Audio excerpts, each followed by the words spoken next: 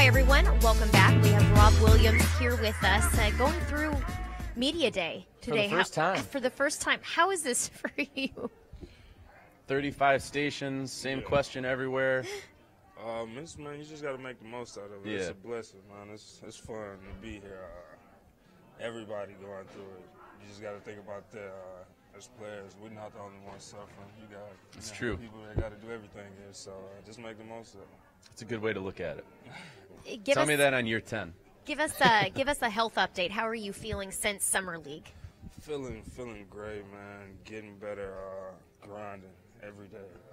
Shout out to the trainers and the coaches taking their time with me. Been playing in 5-on-5, that's feeling way better, just getting out there with my teammates, being a part of it. But just from a physical and emotional standpoint, I feel like I'm on the right track. That's great to hear. How long have you been playing 5-on-5? I'll say 3 weeks now, 3.5 weeks. That's great. Now. Yeah. Have you put together a maintenance plan for kind of how you're going to attack this throughout training camp and then throughout preseason and the regular season? Like, what are you guys looking to do to make sure that it doesn't come back? Yeah, just day by day step routine, what we've been doing since Vegas, treatment, rehab, all the little steps that add up to reaching the goal eventually. So, like I said, the trainers are day by day keeping a close eye on me, giving me whatever I need. All the resources are here, so just got to abide by the rules. That's great. Good to hear. Yeah. How did you handle that when, you were able to play one game using Summer League as a way to kind of prove yourself, and then they tell you, hey, you know what, you gotta step back from a health standpoint, just processing that. How was that for you? Couldn't have been easy. No, definitely. Just knowing I had the mindset that I felt like I could have helped my teammates out there way more than I did was something that was just boggling around up there. It obviously bothered me when they said I couldn't play, but I just say you got to think about the bigger picture in a situation like that. It's a job. People invest millions of dollars in you, and your body's your temple. So I just had to get on board and understand that they needed me to be ready to roll for training camp in the future rather than just throwing me back out there. I need to abide by that rule. Your body's a temple. I don't do that very often. Yeah. I don't take care of myself the way you guys do. And talking about what you've said about Brad Stevens, you said that he's the most hands-on coach that you've ever kind of interacted with. How has that helped you to develop a relationship with him early on in this process? You've only been here for a few months. Yeah. The relationship with Brad, I feel like, is developed definitely in a positive way because of him being hands-on. From him riding a bike with me to just grabbing me after practice, explaining little defensive techniques. I feel like some coaches, if not most, aren't that hands-on with their players. When a coach comes in the locker room, players may tense up at the time, but I feel like if you got that relationship with the coaching staff, you're comfortable around them, you can go to them, talk whenever you need to. That also eliminates a lot of problems. What's the best piece of advice that you've gotten since you've now in the league? Sleep is your best friend. Definitely. And I haven't even started traveling yet.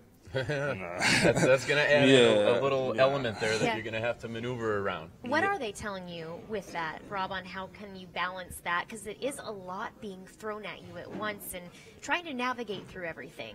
People out there don't get how late you're going to get back and get home on some of these nights. Yeah, man. They tell me about all the 3 a.m. flights, all of that, but I feel like I just got to embrace it. I feel like I'm going to hit that rookie wall, it's coming. The tired nights, just got to prepare for it. One of the hardest parts of being a rookie, in my opinion, at least from working in the league for about 11 years, is that you grew up a star. You were the star on every team you played on, and then you get into the league and you don't necessarily know how many minutes you're going to get. How do you plan to deal with that uncertainty that I'm sure for a guy of your talent, it's probably the first time that you've ever experienced uncertainty like that? Yeah, man, as long as we win, as long as I'm contributing, helping my team, whatever way possible, man, whether it's carrying bags, wiping the floor, whatever. I don't think you're going to have to wipe the floor, I'll tell you that. Man, whatever they need me to do for this team to be successful as a whole, I'm willing to do that. It's a great mindset to take. The night that you were drafted, I spoke to Danny, and he said one of the things that stood out to him is that you haven't even tapped into your potential yet. Where do you see your game going? I definitely feel like I can, get a couple defensive MVPs, become an all-star, hopefully. But like I said, that just ties into the first question you asked me. It just comes with wanting the team to win. So just putting that mindset of win first forward, all the accolades and everything you want, I feel like they'll fall in place. It's like I just said, I mean, that's the best mindset that you can take into a situation like this. And now I got to ask you, you've been out on the court for a couple weeks now, 3 weeks playing 5-on-5 with all these guys that we've had roll through here, some of the best talent in the world out there. What's it been like for you to be out there playing with guys like Kyrie, Al Horford, Gordon Hayward, all these guys that you probably grew up watching?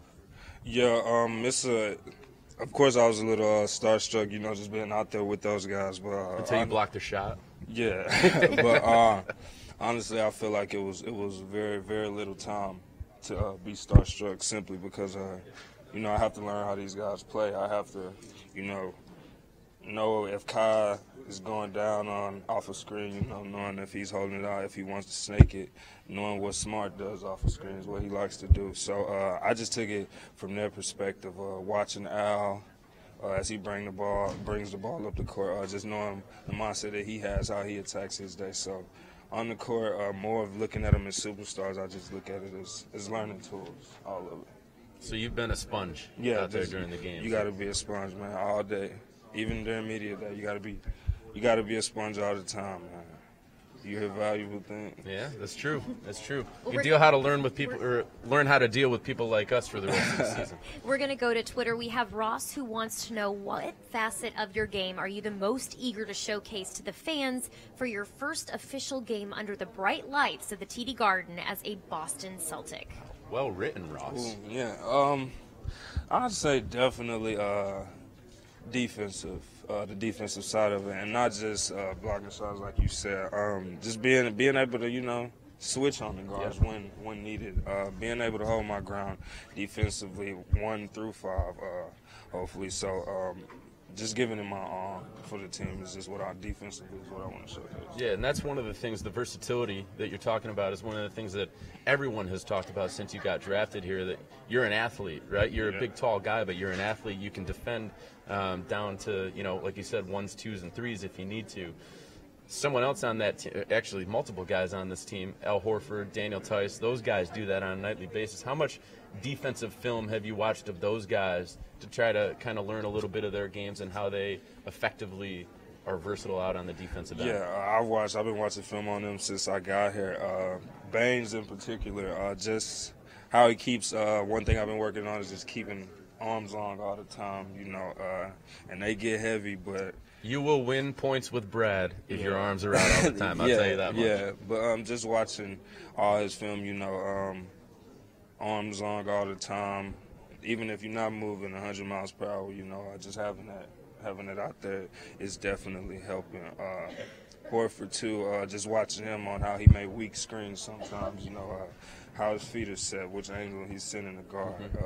So I feel like just putting all that stuff together defensively, knowing the calls, knowing the reads, and adding that to my athleticism, I feel like if I keep the work ethic, I can be a great defender.